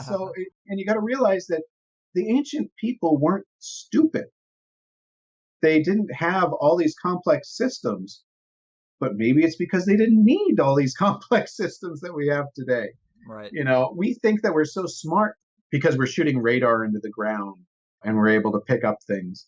But this is just somebody with a bit of something on a string or a stick, and they're able to find the same thing. Who's smarter? Absolutely. Begs the question. And so we also wanted to give a little preview of future shows before we wrapped this up. In fact, you wanted to take a break from this series and in a couple months down the line do an episode that focuses on fascism, especially in light of recent events. But what would you say to get people primed up for what we got coming there? Well, we've been talking about the Germans and things like that, and a lot of these, elemental stories, and that's because there's definitely an aspect to, involvement of Germans, and they definitely, obviously they have they have some impact on the subject of fascism as well, but that's not a coincidence. There's this undercurrent in United States history and politics, which is hardly ever discussed. And it's this kind of fascist angle. And we'll get into that more when we talk about things like the attempted coup of 1933 and Smedley Butler and stuff like that. I'm going to definitely send you some books. One of them would be the Nazi Hydra. That thing is a tome. It's just almost like reading a reference. It's so thickly packed. Let me throw something in here because I was preparing for another show I was going to be doing with someone that will not be happening because they're a little bit too paranoid about the culture right now and how polarized everyone is politically, and they don't want some things to be misconstrued. But we were going to do a show that talked about some of the weird aspects of Trump history. And it all spawns from the idea of that book, Baron Trump and His Journey to the Inner World. It's kind of a 4chan conspiracy right now, but there is a real book written in the days of Tesla in New York when they both were in that area. And it's a book written about little Baron Trump, Baron as a moniker, not as a first name necessarily, but phonetically, I mean, synchronistically, very similar. Yeah. Little Baron Trump and His Journey to the Inner Earth. What? And so what's weird about this, you would think this would just be a troll, right? You would think, but as you dig deeper, you find some interesting things. So Donald Trump has an uncle named John G. Trump. And apparently you can find a lot of clips of Donald sourcing John G. Trump, talking about how smart he was. There's a quote where Donald says, "My Uncle John told me about nuclear before nuclear was nuclear," and just all this weird stuff. But I remember that. Yeah, so interesting. But and then he says the most stupid thing you can about nuclear energy, but Well, yeah. His Uncle John was heavy at MIT. Like, he went there for decades. He was an MIT scientist, and it's not long in the deep state when you're talking about secret technology and this kind of stuff before you get to MIT. And I actually went on YouTube and found a black and white archival video where somebody in radionics is actually interviewing him. And from his own mouth, man, he says some interesting stuff. He says that he used to work at Bell Labs when they changed the name from Western something to Bell Labs. Like, he was there at the time. So that's an interesting footnote. Also, he talks about a time when he was working on his thesis and he hit a roadblock. So he went to talk to Vannevar Bush personally. Vannevar Bush. Oh, man. So he went to talk to Vannevar Bush personally. You're talking about the heart of the... I know, man. And this is Trump's first uncle that he knows well. And so I haven't even gotten to the most crazy thing. But anyway, so he gets to Vannevar Bush, and Vannevar Bush's advice to him after hearing what he's working on this thesis is, "Oh, you need to go talk to this other guy. He's got some wild ideas, but I've checked them out and they seem credible." And I can't remember the other guy. It's not someone that I'd ever heard about before, but he's talking about strange ideas that are a little bit off the radar for the scientific community. He's getting advice from Vannevar Bush on where to go. And here's the icing on the cake. When Tesla died and they recovered some of his material, the FBI hired a scientist to review that material and see if there was anything of use. That scientist was John G. Trump. He was the guy who took Tesla's stuff, and then he gave a public statement that there was really nothing to see here. Oh, here's the quote. I wrote it down. Tesla's thoughts and efforts during at least the past 15 years were primarily of a speculative, philosophical, and somewhat promotional character, but did not include new, sound, workable principles or methods for realizing such results. So he basically says, nothing to see here. This is the guy they hired. I mean, if you talk to any engineer today, that's what they say. Right. So there's the speculation that John G. Trump actually took Tesla's work and kept it private and publicly said there was nothing to see, and that the Trump family is time travelers, and that little Baron Trump is actually Donald Trump in the real timeline, and that he's gone back in time, gone to the inner earth, had this book written about him using Tesla's material. And obviously that is a crazy story, but what's also interesting is the real movie Back to the Future, Biff Tannen, time traveler, is based on Donald Trump. The writer of the books, the writer of the movie straight up says he was based on Trump. So this all ties together in a really weird way. Wow, we have to go there. Second half that we have for to sure. go there. Absolutely. We'll hit up Beastmen and Gods, but we'll have to do both of them in the speculative portion. Absolutely, man. So fascinating stuff. I love it. And of course, we're going to continue the alchemical series after we make that pit stop at fascism. But this has been a great time, man. I'm really loving these episodes. Well, I'm glad to hear that. I hope everybody else is too. I think so. For me, doing all this research, I've had these ideas floating around in my head, but whenever I come back and revisit it to talk with you, just new stuff just starts popping up just left and right. And I'm just like, oh, gotta add this in, gotta add this in. And you can see it like the way I email stuff, like, oh, well, here's this and here's this. It's a tangled web, man. I appreciate it. I see them coming in and I'm like, oh shit, he's firing off a lot of stuff at me that I'm going to have to get into, but it's important. But it's worth it. It's worth it. I think it's worth it. Yeah.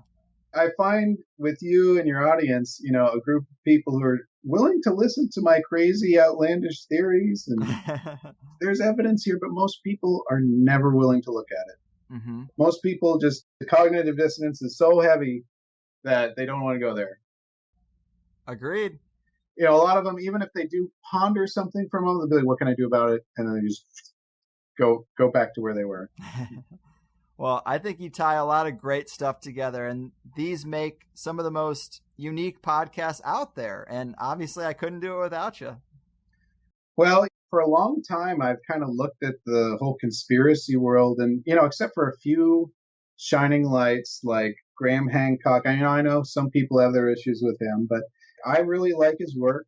Then there's Joseph Farrell and a few others, Eric Dollard and some others, and they just really stand out as sources of true information. There's a lot of other people out there where they get in their own way, even if they're trying really, really hard to find the truth.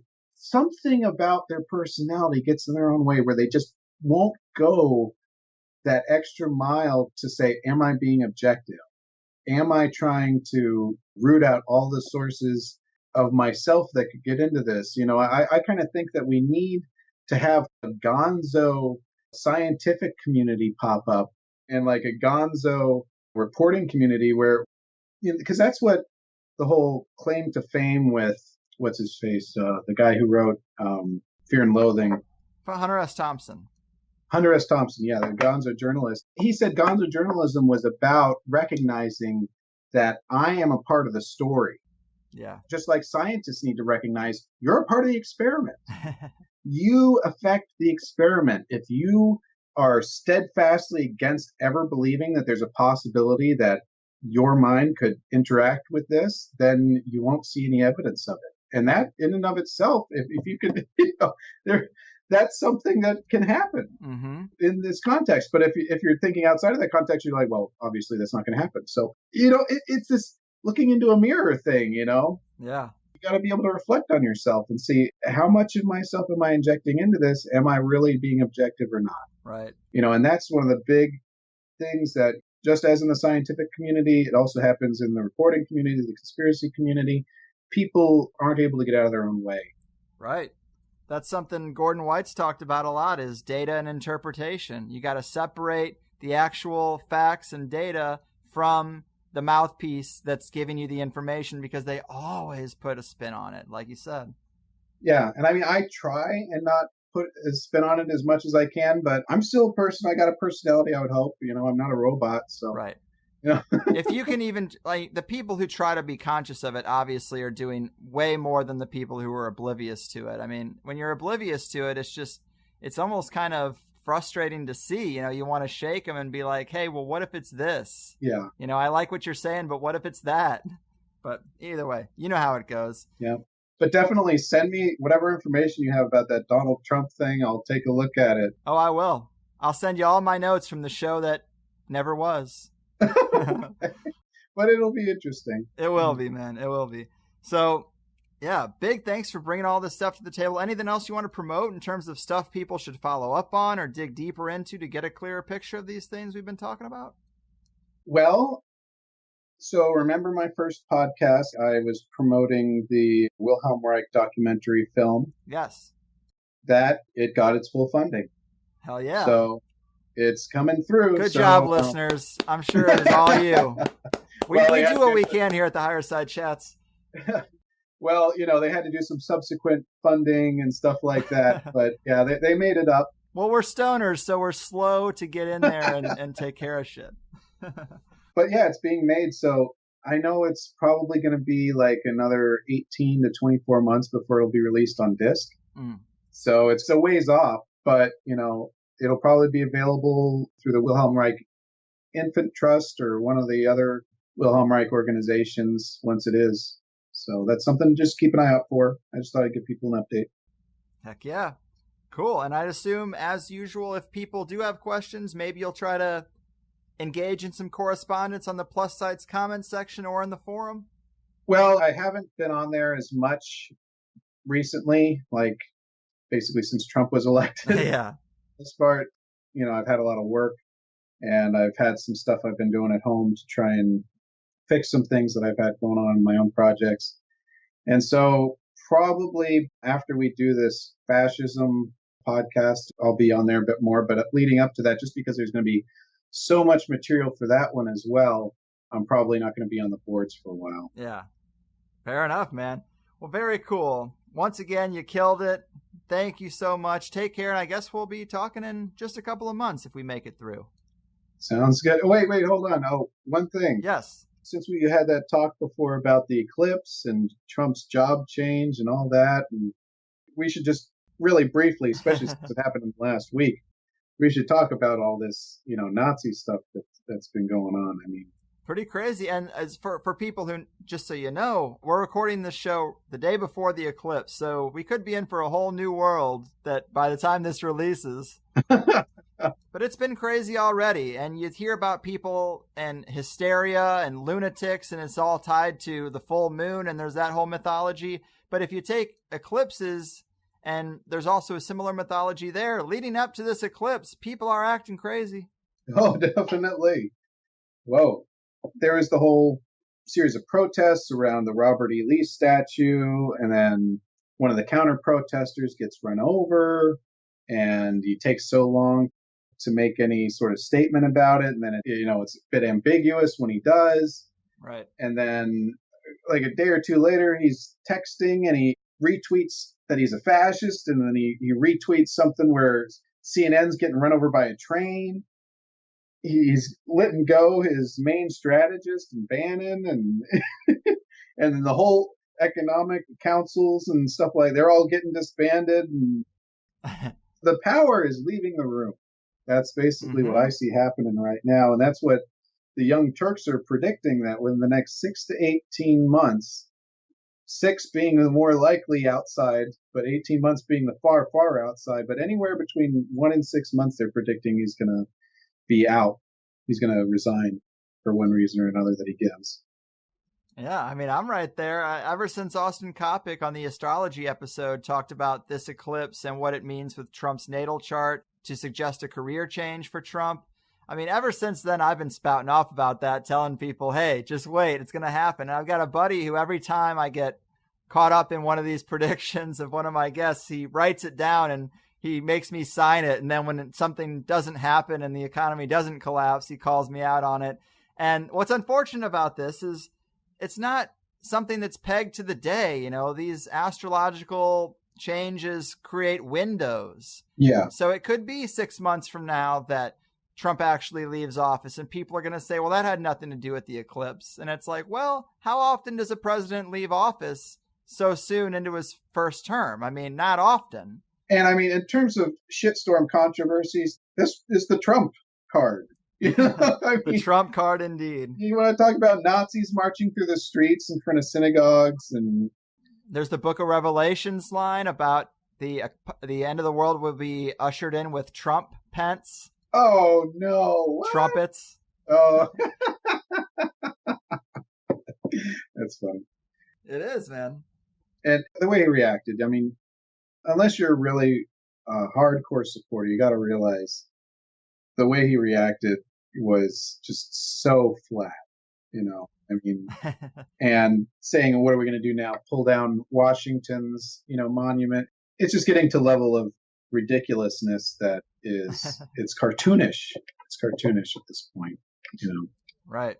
Well, considering how much deep state funding talk there was around the Trump election, realizing that his uncle was very embedded in the MIT nexus, and also I looked at some stuff from Walter Bosley since you first brought the Charles Delshow saga into my sphere of influence. He actually talks about that too. And what's weird is that apparently multiple machines in the Charles Delshaw artwork are labeled Trump. And apparently the man who's credited with creating those arrows, his name was Homer Trump. So, yeah, man. And another thing is the ones that say Trump on them are numbered in a series, 4,500, Donald Trump, 45th president. What? Okay, I gotta bring out my Delshaw book and look at some of those paintings. Yeah, you should look at that because maybe there's some, you have a source, because you can always go back and change things later or make one that looks the same but says Trump on it and then put it in your blog. But if you've got a hard copy, definitely take a look at that. Series 4,500 of photos and see if you see stuff with Trump written on it, because he might be a liaison to a deep, deep undercover cult of weird alchemists and arrow craft flyers that are German in nature. Well, one thing that came up briefly during the election that a lot of supporters dismissed was the fact that, it was stated during his divorce proceedings that Ivanka saw him go to sleep reading Adolf Hitler's speeches. Damn. That's pretty damning. I brought that up to people and they said, oh, well, that's a divorce proceeding. You can't believe anything that's said in that. I'm like, well, actually, that's probably one of the best ways to get dirt on somebody is to have their pissed off wife spouting off in the middle of a courtroom. Yeah. I'll definitely check that out because I have the book with all the, I don't know if it's not all of them, but like a lot of the original prints that were sourced for the Delshaw book. Yes. I have that book of prints of those, so I can look at that. Yeah, it would be great to get that confirmation. And then if I find something, I'll send you a picture and maybe you can post that. Absolutely. And there's even more to this, dude. There's so much to this, but we're about to set a record. We actually have. Actually, that's copyrighted. I don't know if that's fine. We won't post it, but let me know so I know. We can source it at least. We'll figure it out. It'll happen. But man, we've definitely set the record for longest episode of THC, which I just appreciate. But I've got to eat. I haven't eaten today. I haven't eaten either. All right, man. Okay, well, take it easy. I love it. Definitely. Great time. Take care. Okay, bye-bye. And boom goes the dynamite, people. Shamangineer, once again, hell of a guy, hell of a show.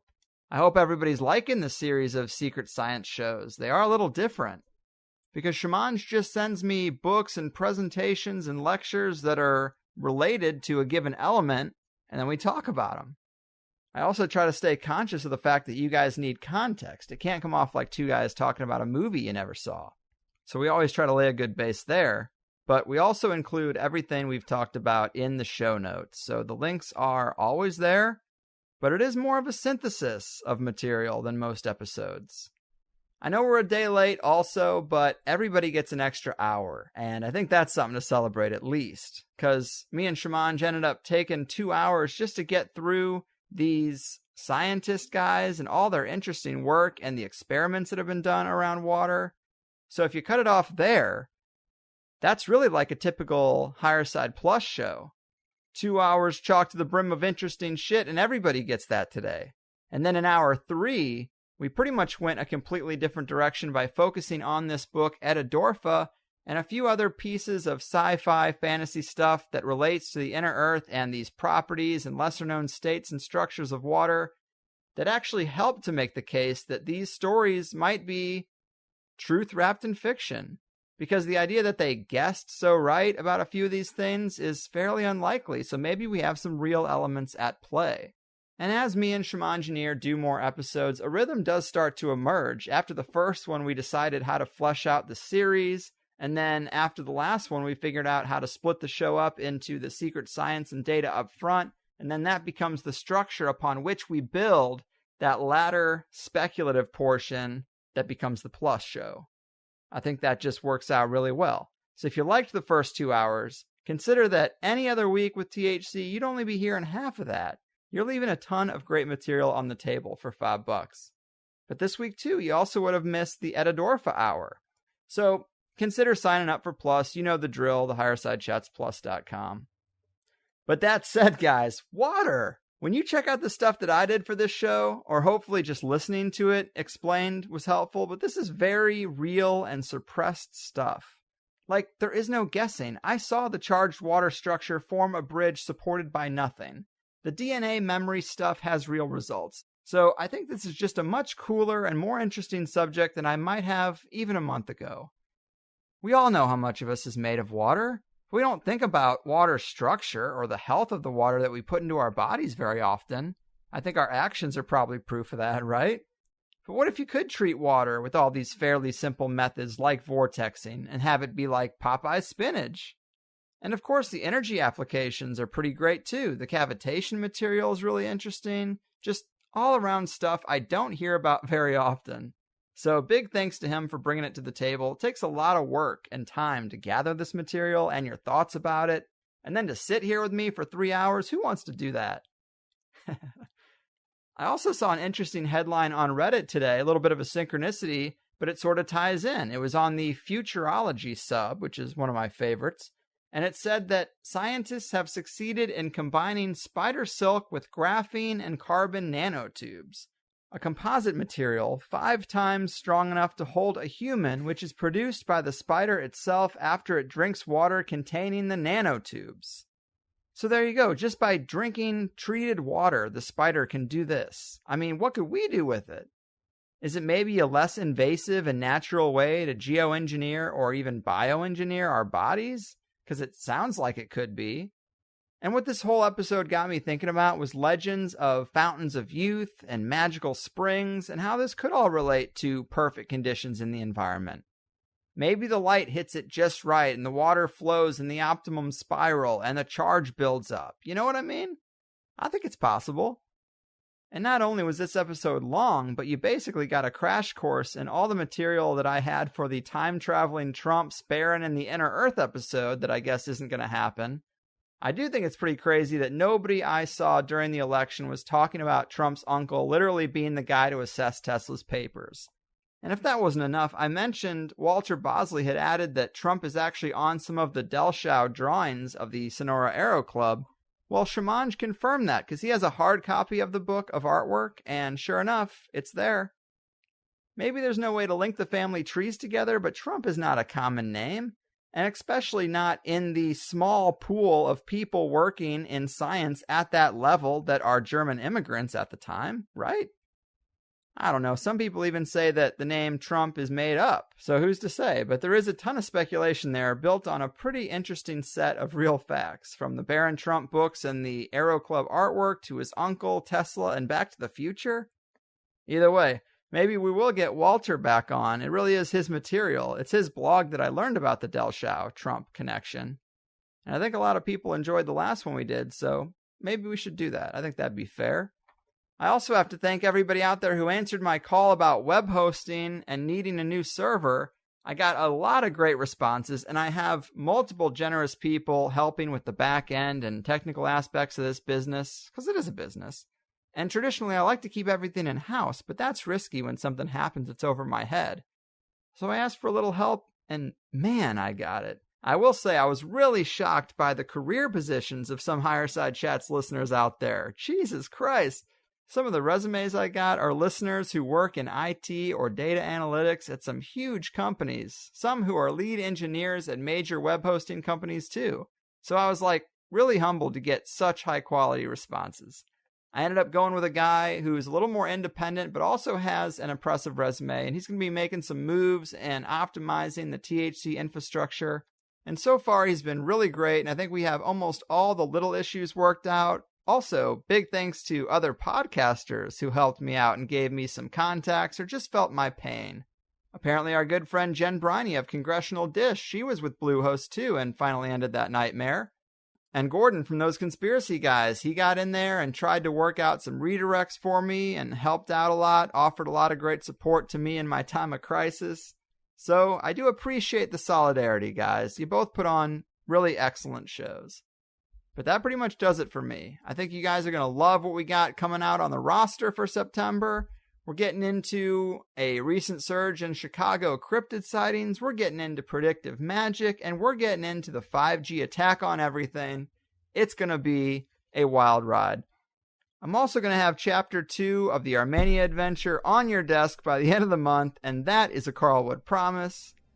So thanks everybody for listening. Thanks to my man Shamangineer for sharing such unique stuff.